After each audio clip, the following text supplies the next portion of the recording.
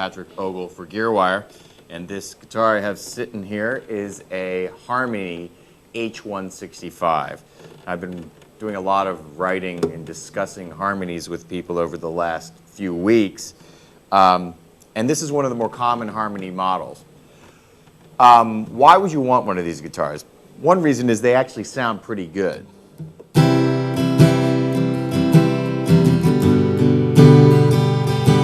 One of the reasons you don't want one is they don't stay in tune very well. That's because this guitar is from I believe 68. So the pegs are a little bit funky on it. The other thing is this guitar costs $67.50 new. Okay, it's solid mahogany, and this one unfortunately doesn't seem to have an adjustable neck. If you go a year later than this, I think 69, this model had an adjustable neck after that, which is nice. At least I can't see where you could adjust the neck on this. Maybe somebody who actually knows something about guitars could figure that out. People are buying these now. I think I paid for this one about 175 bucks, something like that. And that was maybe overpaying a little bit. But they do sound pretty good, especially for if you're looking for something to kind of have as a beater guitar to hang around with, you know, just to play around with.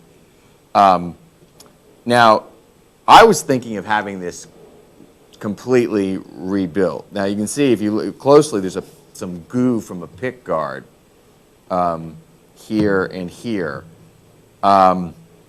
And the pick guard, I have it, but it's ugly and stupid looking, so I don't know why you would put it back on, take that, throw it in the garbage, and have this cleaned. I was going to have it rebraced. It has ladder bracing, and actually one of the braces has fallen out, and I was thinking of getting cross bracing. I'm going to discuss that with some people who know a little bit more about refurbishing guitars a little bit later. But basically, this is a pretty decent guitar. You should be able to get one for less than $200. Being 40 years old, the wood sounds much better than a new guitar. That is something we've gone over, I think, on any time we've talked about acoustic guitars, is the wood, over time, the sap in the wood crystallizes, is what one prominent guitar maker, acoustic guitar maker told me. And so if you think of the difference to, you know, the acoustic properties of sap versus crystal, you don't need to make too great of a leap. Another thing is if you're looking for a guitar with somebody who's just learning how to play, don't go down to Target and spend $200 on something that's made out of like cardboard. Get something like this. There's a lot of them out there. Now you have to be very careful also because you might see a neat looking K guitar. And some of the old ones, they're old and they're still crap. They also, the other problem with some of those old Ks and some of the other acoustics that you're going to find is they can be very, very difficult to play. So if you buy one sight unseen, especially for somebody who's just learning how to play, you may turn them off the guitar forever. This, however, remember the name, Harmony H165, Harmony H162. They are very playable guitars. Minimal amount of work. Maybe you throw another couple $100 into it, and you'll have a fantastic guitar. And on this one, as I said, the tuning pegs, you need vice grips to turn the higher ones, and so I'm never tuning this guitar until those tuning pegs are gone. But aside from that, they're really nice. Buy them instead of some cheap guitar, because there are very, very few guitars right now, acoustics under like $300 that you would even want to own. One thing that concerns me about this particular one is it looks like maybe the face on this is like kind of a little bit caving in. The neck seems to be straight, but it could just be an optical illusion.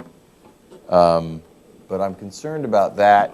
I mean, even so, I mean, it doesn't mean just because if there's a problem with the guitar, if there's any kind of minor problems with it, it kind of falls into the so what category. But you know, if you're going to spend money getting it fixed, you want it to be in reasonably good condition. One of the problems when you buy stuff from Craigslist or online and you're just buying it from some guy who's not a music store or whatever, you're going to find out pretty quickly after you make a couple of purchases that you're going to be disappointed in what shows up. I was a little bit disappointed when I saw that this one didn't have an adjustable neck, but that was my fault because I got the years wrong.